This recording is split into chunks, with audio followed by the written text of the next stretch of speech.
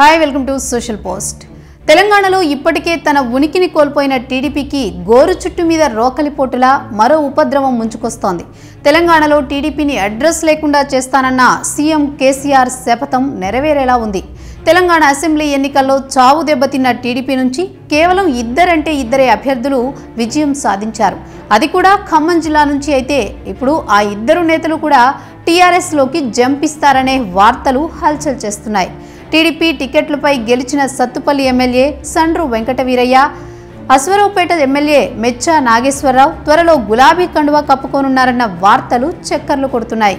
వాస్తవానికి గెలిచిన నాటి నుంచే ఈ ఇద్దరు నేతలు టీఆర్ఎస్లోకి వెళ్లిపోతారనే ప్రచారం జరిగినప్పటికీ ఇద్దరు నేతలు ఆ వార్తల్ని ఖండిస్తూ వచ్చారు.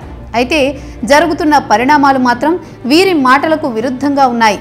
మెచ్చా నాగేశ్వరరావు తాను టీడీపీని వీడే ప్రసక్తే లేదని పలు సందర్భాల్లో వ్యక్తం చేయగా తాను ఎలాంటి నిర్ణయం తీసుకోలేదని సండ్ర కాస్త అటు ఇటుగా సమాధానమిచ్చారు.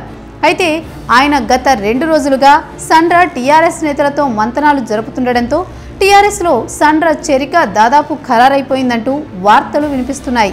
అలాగే మెచ్చా నాగేశ్వరరావు కూడా తాజాగా టీఆర్ఎస్ సీనియర్ నేత మాజీ మంత్రి తుమ్మల నాగేశ్వరరావుతో భేటీ కావడం చర్చనీయాంశమైంది.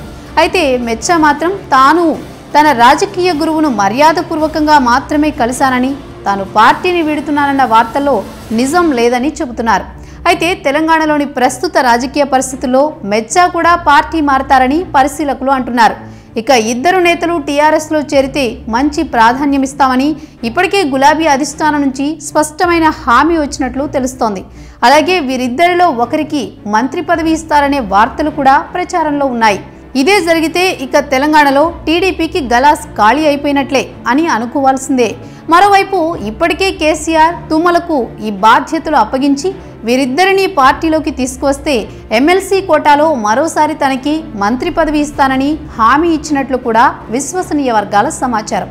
అయితే ఈ ఇద్దరు నేతలు కనుక టీఆర్ఎస్లోకి జంప్ అయిపోతే తెలంగాణ అసెంబ్లీలో టీడీపీ ప్రాతినిధ్యం లేకుండా పోయినట్లవుతుంది.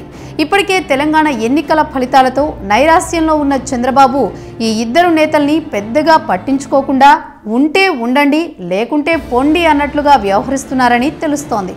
దీంతో మరి ఈ ఇద్దరు నేతలు టీఆర్ఎస్ పార్టీ తీర్థం పుచ్చుకోవడానికే మొగ్గు చూపుతున్నట్లు చెబుతున్నారు. ఈ వీడియో కనుక మీకు నచ్చినట్లయితే లైక్ చేయండి, షేర్ చేయండి, కామెంట్ చేయండి. మరిన్ని ఇంట్రెస్టింగ్ అప్డేట్స్ కోసం సోషల్ పోస్ట్ యూట్యూబ్ ఛానల్ ని సబ్స్క్రైబ్ చేయండి. పక్కనున్న బెల్ బటన్ ప్రెస్ చేయడం మర్చిపోకండి.